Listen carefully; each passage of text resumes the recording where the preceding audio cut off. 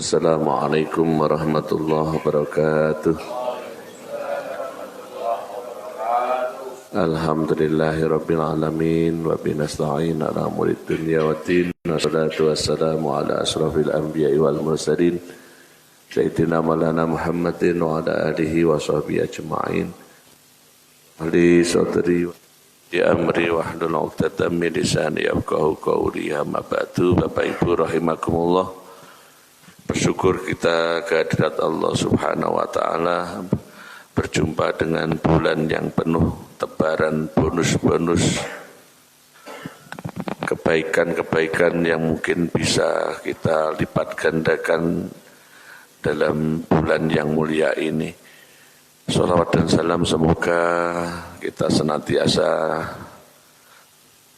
doakan, kita sanjungkan untuk junjungan agung baginda Nabi Muhammad sallallahu alaihi wasallam, suri tauladan kita semuanya. Bapak Ibu rahimakumullah.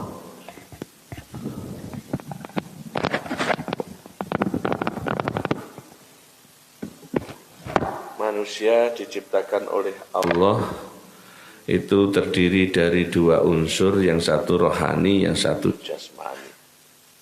Apa yang kita lakukan dalam bentuk-bentuk peribadatan yang sifatnya ruhani itu nilainya tinggi di hadapan Allah dalam hal pahalanya pun.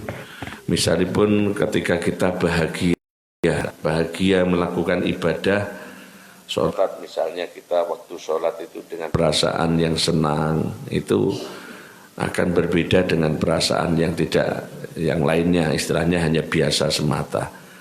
Terbukti dengan salah satu hadis Rasulullah, man fariha bidukhuli Ramadan, itu ketika barang siapa yang senang dengan datangnya Ramadan, Allah dan menegaskan amal-amal yang sifatnya batin menika nilai ini pun agung di hadapan Allah Subhanahu wa Ta'ala. Kedua kalinya bahwasannya dua unsur jasmani dan rohani ini, yang rohani itu diciptakan lebih dahulu daripada yang jasmani. Dengan firman Allah, alastu birabbikum syahidna, bukankah aku adalah Tuhan? Jawab oleh alam ruh, nah, yakni para ruh-ruh itu dengan leres jenengan pangeran kita. Berarti ruhani yang diciptakan untuk kita itu jauh lebih dahulu dan merupakan yang pokok. Fisik ini merupakan hanya sebagai cerminan daripada yang isi. Makanipun Imam Ghazali dalam Kimyaus Sa'adah menika ngendikane, hati ini adalah raja, akal sedangkan yang lain adalah bala tentaranya, seperti syahwat, ghadab, ya marah, syahwat, keinginan yang berlebihan, itu adalah hanya sebagai bala tentara. Jangan sampai bala tentara ini yang menguasai terhadap raja. Ibaratnya tubuh kita adalah suatu kota, itu rajanya tetap hati kita, akal adalah perdana, syahwat dan ghadab itu bala tentaranya. Yang terjadi sekarang kita saksikan dalam bangsa kita ini yang namanya syahwat yang lebih kuat daripada hati nuraninya. Sehingga yang terjadi seharusnya seseorang itu 3 kali 2 piring itu maksimal. Karena syahwatnya sudah mengalahkan hati nuraninya, syahwatnya sudah mengalahkan akal, pun akhirnya menjadi padam, hatinya pun menjadi mati. Pikirannya kalau dia berpikir tentunya dia akan menggunakan istilahnya kekuasaannya, memikirkan bagaimana orang-orang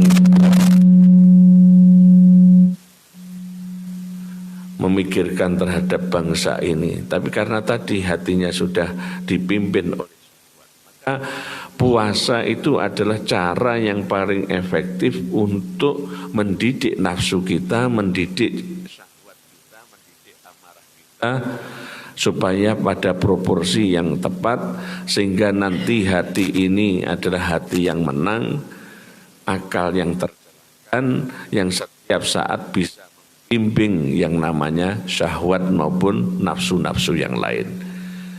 Nah, puasa ini cara yang paling efektif untuk menjadikan kita niki pada kefitrahannya. Imam Ghazali juga menyampaikan kita ini wujudnya manusia ini adalah fisiknya semata.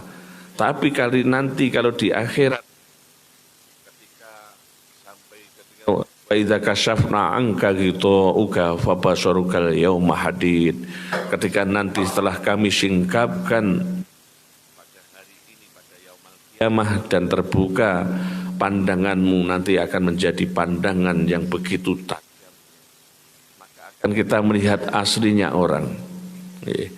Karena di dalam tubuh kita ini terdapat 4 unsur. Yang pertama itu adalah quwwatul bahaim, kekuatannya atau hewan-hewan yang herbivora nih, rumangkang, kados sapi, wedhus, bukan sing kaki 4 nih.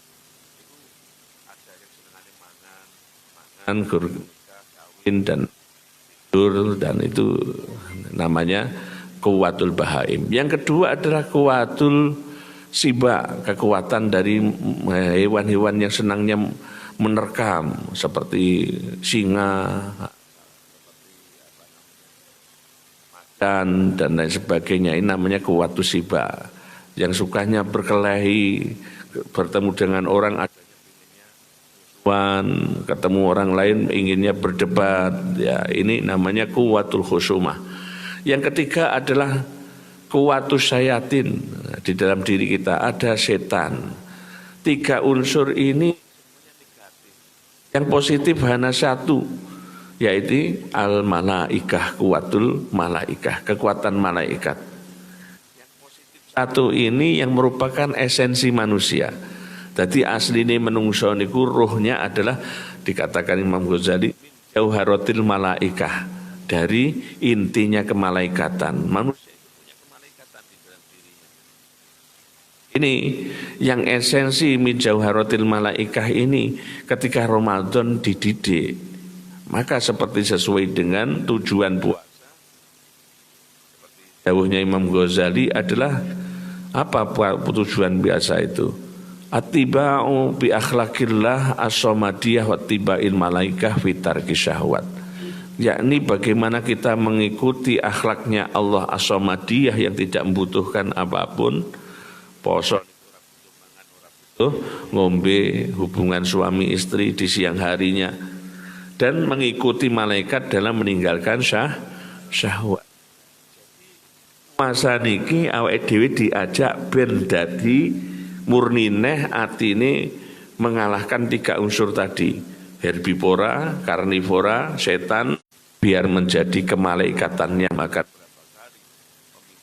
pemimpinnya menggondol triliunan rakyat harta daripada rakyat dengan melakukan penipuan. Itu salah satu daripada itu sifatnya setan, atau suka menggelapkan, suka melakukan rekadaya atau tipu daya. Maka kita berusaha dengan Ramadan ini mendidik kita supaya nafsu, syahwat, ghadab ini bisa terkendalikan, sehingga yang rajanya tetap menjadi raja. Yang ketika dia mengatakan kamu sahur, kita sahur, puasa, nah, itu hatinya berkata demikian, maka akal berpikir lalu menyuruh untuk melakukan aktivitas yang diperintahkan oleh hati. Ya, akal hanya berpikir, memberi pertimbangan. Kamu nanti kalau tidak puasa, nanti di akhirat kau akan disiksa. Kamu kalau tidak puasa, kesehatanmu tidak akan baik. Itu adalah pertimbangan akal Perdana Menteri. Eksekusinya adalah tadi bala tentara syahwat yang sudah tunduk kepada hati, akan senantiasa taat kepada, semuanya tergantung dari hatinya. Maka Rasulullah menyatakan Al-mudghah itu adalah qalbu, ala wahyal qalbu. Fa idza saluhat sairu jasadi wa idza fasadat sairu jasadi. Ketika hati itu baik, maka baik seluruh apa yang tampak dalam zahirnya, seluruh tubuhnya, dan jika hati itu rusak, maka akan rusak semua yang ada di bawahannya. Hadanallahu wa yakum. Assalamualaikum warahmatullahi wabarakatuh.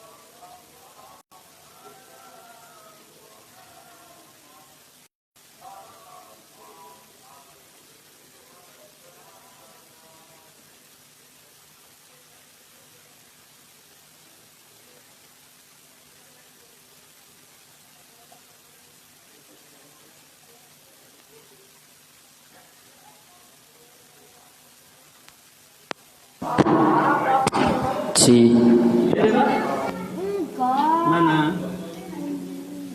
Bawahnya.